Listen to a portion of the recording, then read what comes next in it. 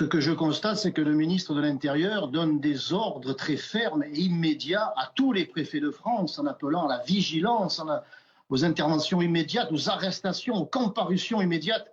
Mon Dieu, les Français aimeraient en entendre autant du ministre de l'Intérieur tout au long de l'année. Il a tort de le faire, Stéphane Ravier. Vous pensez que, là vous évoquez la note du ministre de l'Intérieur, il a tort de faire cette note, d'appeler à être vigilant, à essayer d'éviter des violences? Sa vigilance est à géométrie variable.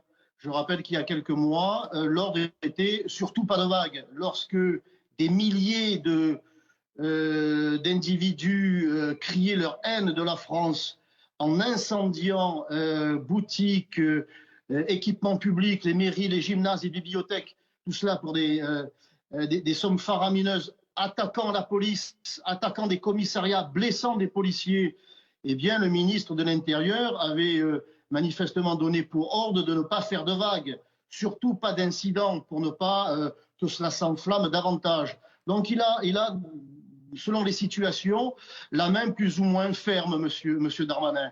Comme et Stéphane Ravier?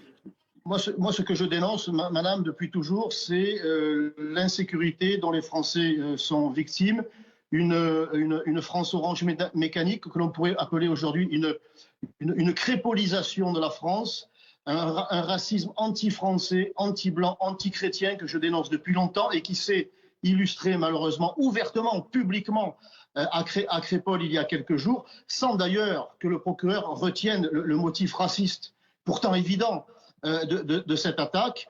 Moi, l'insécurité et la violence, je la dénonce depuis longtemps.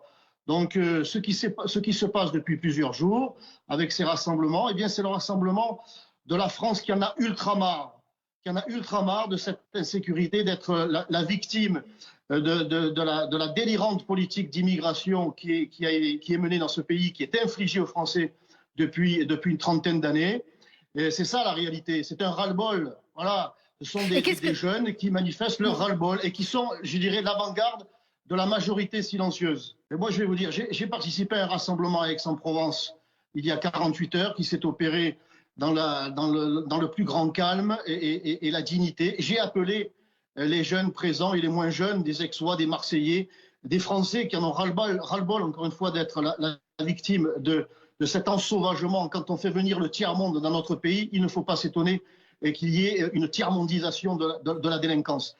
Donc moi, j'ai appelé au calme, j'ai appelé à la dignité et j'en appelle sur votre antenne à la mobilisation des Français le jour venu dans les urnes, car je crois encore à une solution politique, car c'est de là que cela peut venir, car c'est de là que la situation est venue. C'est le résultat d'une politique menée dans notre pays depuis 30 à 40 ans qui a abouti à cette déflagration, dislocation nationale qui se traduit chaque jour par le meurtre de Français, par des individus qui sont issus de l'immigration et qui expriment leur haine de la France. Voilà, c'est ça la réalité. Donc ceux qui jettent de l'huile sur le feu, ce n'est pas moi, c'est ceux qui continuent à mener cette folle politique.